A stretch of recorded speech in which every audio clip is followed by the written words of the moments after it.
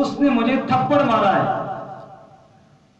ابو بکر جیسا تحمل والا بیٹا باپ کو تھپڑ مار رہا ہے۔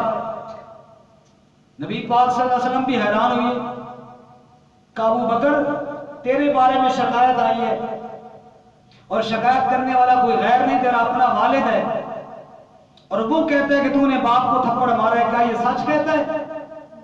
کہ یا رسول اللہ بالکل سچ کہتا ہے۔ کہ کیوں مارا ہے باپ کو تھپڑ؟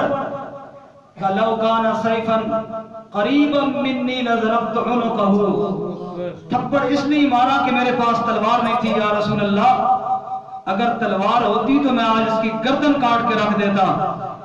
میں ہر بات برداشت کر سکتا ہوں، اے اللہ کے محبوب آپ کی بے ادبی مجھ سے برداشت نہیں ہو سکتی۔ بولو شاباش سارے، برداشت نہیں ہو سکتی۔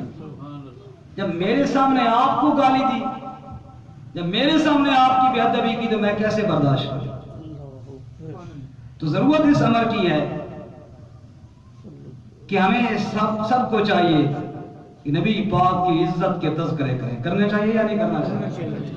زور سے بولو۔ پھر اپنی زندگیوں میں نافذ بھی کرنا چاہیے یا نہیں کرنا چاہیے؟